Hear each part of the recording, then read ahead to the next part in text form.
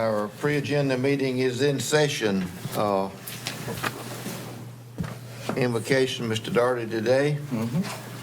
I do the Pledge of Allegiance. Approval of the minutes. Do we have any adjustments to the agenda?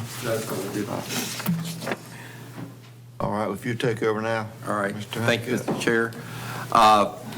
After the discussion adjustment of agenda, we'll have special presentations. Number one is motion to approve Positive Parenting Awareness Month proclamation presented by Valerie Wallace with the Partnership for Children of Wayne County. Number two is the Area Agency on Aging Services by Heather O'Connor with the Eastern Carolina Council of Governments. And then number three, we'll have a presentation from our Register of Deeds, Ms. Constance Korn. And then we'll have the Appointment Committee. We got several. And then we'll have consent agenda, and we'll start with our budget amendments. All righty. Your first budget amendment is on page 24. This is from facilities. They are requesting to reallocate $13,500 from repairs and maintenance to various utilities. This is not new money. This is a reallocation in existing lines. Your next budget amendment is for 911 restricted funds. They approved additional amounts for the purchase of radio consoles for the 911 center above and beyond what we anticipated by $256,098. So we are anticipating that funding through fund balance and appropriating the expenditure. Now, this is not, you'll see that we're not balancing this with a revenue because we have a reserve fund balance, but we have to have approval to use it, so that's why you see it that way. Does that make sense? No, excuse me, Mr. Chairman, my only question is, how can we underestimate the costs of our equipment by $256,000? It's very difficult to estimate what exactly they'll pay on specific types of equipment. And I couldn't give you the details. I could get more information from probably Brian Taylor. But, I mean, they had budgeted this amount to come from the grant, but since 911 restricted funds will cover that, we're using it out of these funds first. Oh, okay, so they did not underestimate the cost of the equipment. It was No, just a matter I'm of where sorry they- if I made it seem that way. Oh, no, sir. I'm Okay. sorry. I probably didn't explain that well. Yeah. The equipment, the total amount of the equipment was budgeted. It's just, it came from a different revenue Oh, okay, source. all right, thank you. I apologize for that. Your next budget amendment is also the same thing. They purchased they purchased computers and monitors for the 911 center, and the 911 board approved additional monies above and beyond what we anticipated.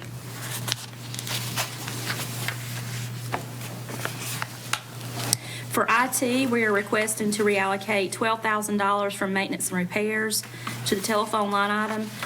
This is for additional lines to the EOC for vaccination hotline. And I think they're planning just to keep these lines open as long as necessary, but once the pandemic has sort of slowed down and there's not a need for all those additional lines, they'll close them out and we'll adjust the budget accordingly. Will this be covered under the COVID? We think so. Again, there's a lot of COVID dollars coming, and we're not really clear what we can and cannot spend the funds on yet. But we will take every dime, really, that we have spent on COVID and shot implementation and try to get everything reimbursed back to the county. Because this is an extra expense because Yes, of sir. COVID. Yes, sir. Yes, It sir, is. and we are tracking all of those, whether we feel like there'll be, so we've used our original CARES money, so now we're submitting reimbursement to FEMA, but we're tracking all the expenditures, whether they're reimbursed or not, so that if additional money does come, we can cover it with that money. Okay. The infrastructure part will still be left there, right? the lines, or is that, or am I missing? I think it is, we just wouldn't be paying for the lines. We could, just shut them down and not pay for them. But I think I believe you're correct that the lines That are way, if we need there. them We just again, need to. you hit the button and then I go. Yes, sir. Your next budget amendment is for the sheriff's office. They are requesting to anticipate and appropriate $1,000 to repair a damaged vehicle. And this is coming from insurance proceeds. For the health department, they've received additional funds for the COVID-19 vaccination program in the amount of $332,075. And this will be used for staff time and medical supplies.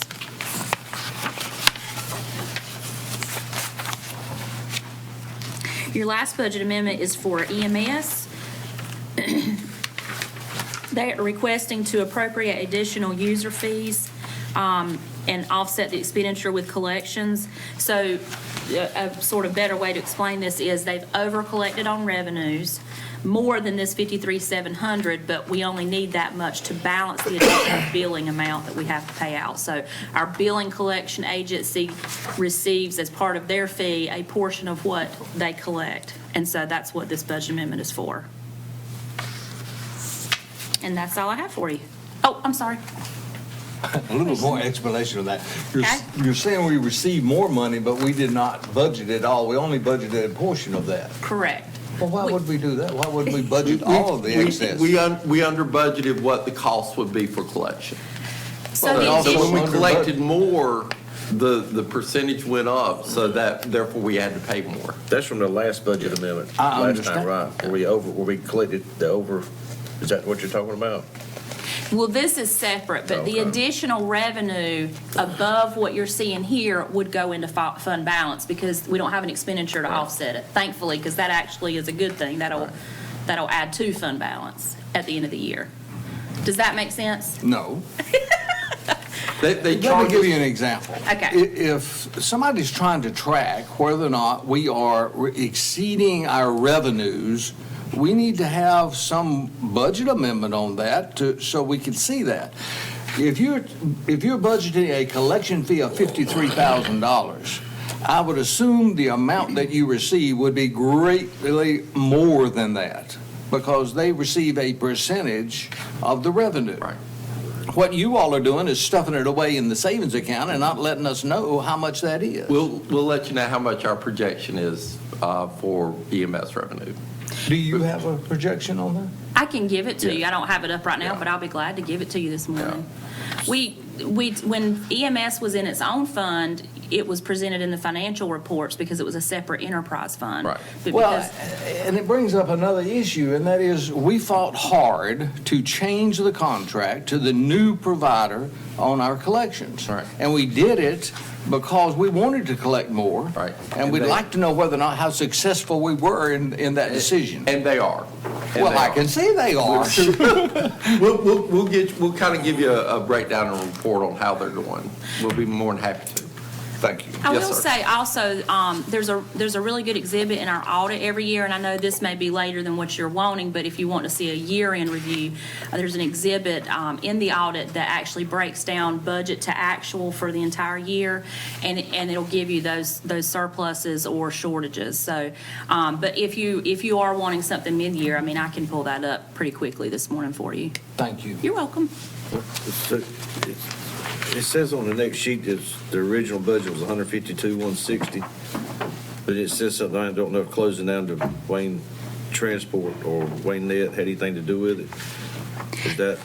I really don't know why she put that on here. I wouldn't agree with that statement. I mean, I don't mean that, but that doesn't really have anything to do with NET. It's a separate fund, so, Okay.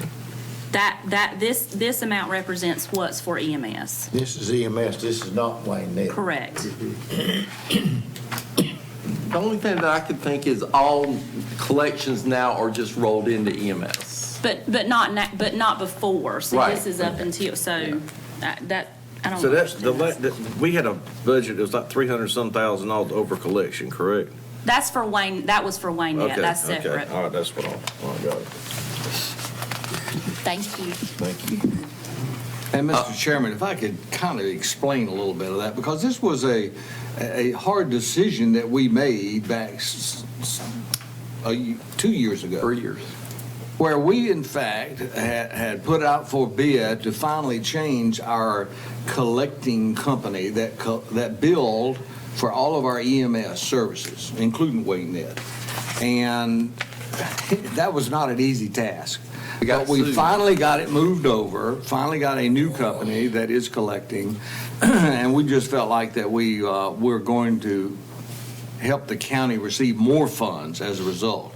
That's the reason why I want to know that number, because evidently they're receiving a great deal more than what we were collecting before. And if you remember, we did get sued over the change as We did. well. We did. and We got sued over it. It was not a fun changeover, but But it's nice to see that even with a battle like that, that we came out on top. What's their percentage? 4%. 4?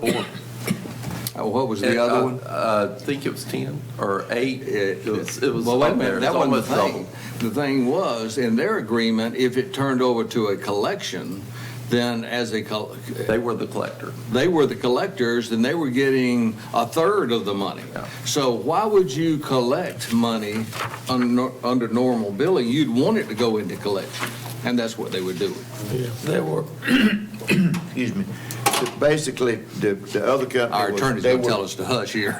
They were kind of using us, and on EMS calls, a lot of the calls, you don't collect anything. I mean, that's the purpose in having EMS. But if you are fortunate enough to have insurance and all, they can file under the insurance. And the other company was really not being aggressive enough, and this company is, They are. they're just, what they're doing, what we're paying them to do. That's right. That's right. And if no other questions on budget amendments, number 2, motion to approve Welcome Home Veteran, motion to approve Welcome Home Vietnam Veterans Day proclamation. That is on page 38. Then number 3, motion to approve Stonebridge subdivision, section 2, final plat, as recommended by the Wayne County Planning Board, and Barry is here. Good morning. Good morning. This is, as mentioned, it is a final plat for Stonebridge Section 2. This is out off of, or on Bartlett Road, if you're going out Wayne Memorial, about where you get to the Wildlife Pond. If you're familiar with that area, you take a left on Bartlett Road. It's about half a mile down that road. There are 31 lots in this final plat. The average lot size is 22,580 square feet. Because this is a final plat, all the improvements are in. The roads are built, hydrants are in. We do have a built to standards letter from DOT stating that the roads meet DOT minimum construction standards. And the planning board has reviewed this request and does recommend approval. And I'd be glad to answer any questions.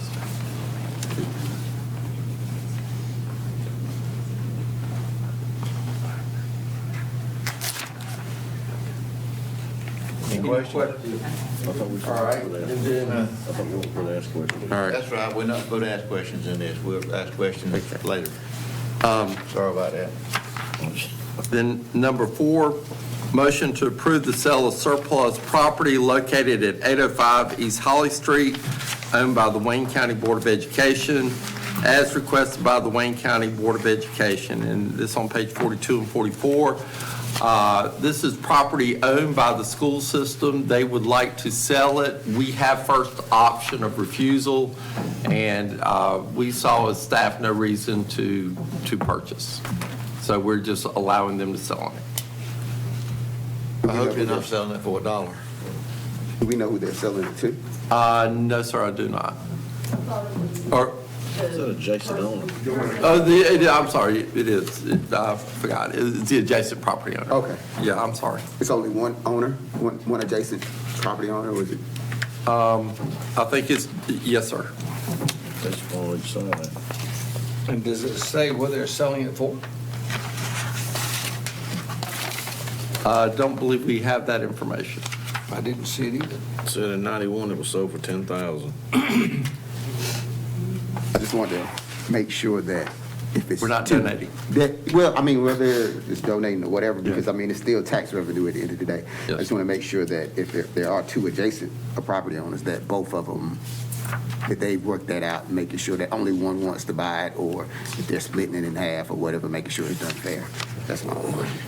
The property owner that has been Maintain. maintained. Okay, okay. Yes. You want to talk for a while? Bottom line is, we're not interested in it. And then number 5, motion to establish a Board of Adjustment public hearing on April 6, 2021 at 9:30 a.m. for a 12-foot front setback variance request at 240 Racetrack Road in Salisbury Township. Okay, with this type of request, with a variance, this board sits as the Board of Adjustment. And so what we're asking is that you hold a public hearing the next meeting in April 6th, to hear this variance request. It's for the front setback. We require a 60-foot setback off of the front property line. In this case, the home is proposed to be 48 feet, so they're asking for a 12-foot variance. They did have plans for constructing another home right behind this, so this is meant to be temporary. And so they are asking for a variance. And so, as I said, we're just asking that you hold that public hearing so we can advertise it and let the adjacent property owners know and give them an opportunity to make comment. Mr. Chairman, did I understand you were staying there building a home behind it? Yeah, they're going to put the mobile home, and it's for temporary, so that they can they're going to build a house right behind of it and then move the single wide off once the house is built. So So the house will meet the requirement. the house will. Are you conditioning it to the fact that they would have to remove the home within a period of time, the mobile home? We can do that. Since it is a variance, you can put a condition on that, so it can be conditioned. How are you gonna do that when you, I mean, like, what kind of time frame you talking about? 5 years or Okay. whatever. I mean, once you establish a Okay. variance, I'm just wondering whether or not it's there. Well, the variance is permanent, but you can put a condition, though, that when the other home is built, that one be removed. You could potentially do that as part of the variance. But the variance does basically go with the property and does not expire, Does not. does not. Okay. We'll see what the public hearing has to say. All right. Thank you. And then number 6, motion to approve the Wayne County Public Library Memory Project. This has been recommended by the Library Board and has been reviewed by our attorney, recommended for approval. And number 7, motion to approve the Wayne County Public Library permission to digitize and display materials online. And again, that's been recommended by the Library Board and recommended and reviewed by our attorney for approval.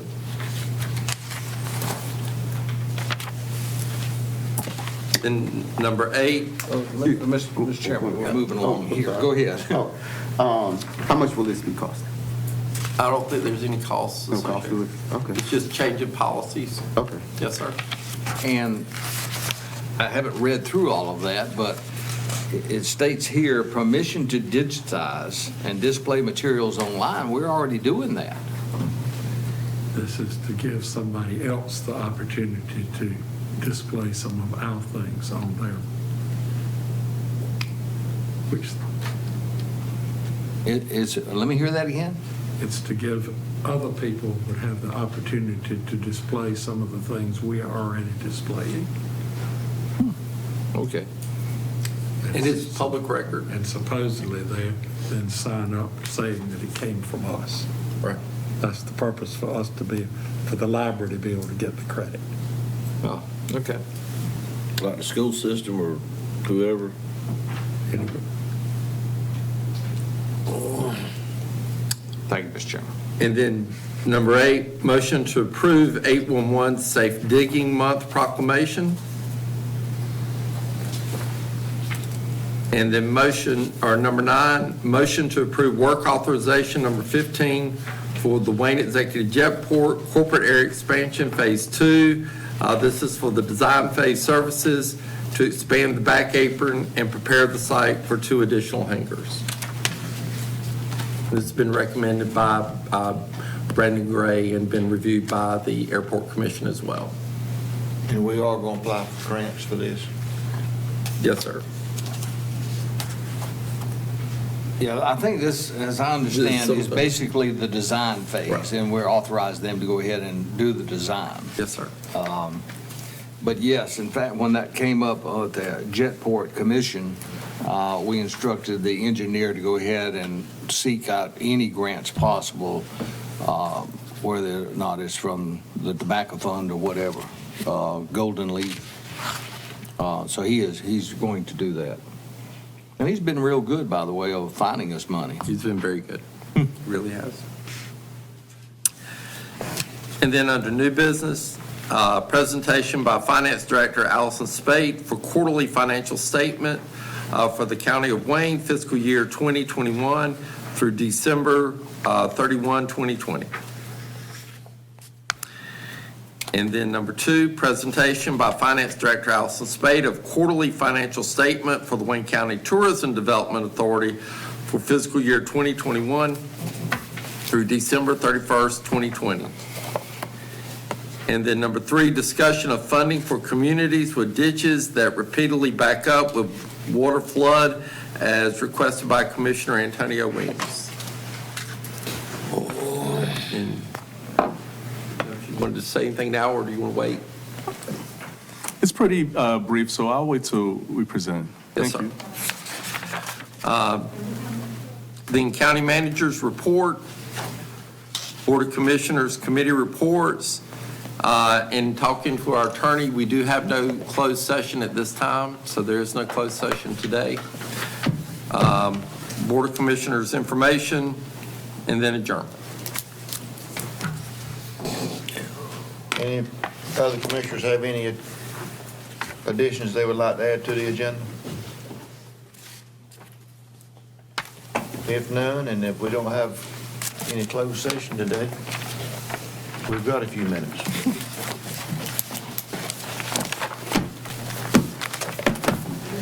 you'd like, we could recess 35 minutes or so. Okay, do I need a motion on that? Yes, sir, you can. Okay, this meeting is recessed until 9 o'clock.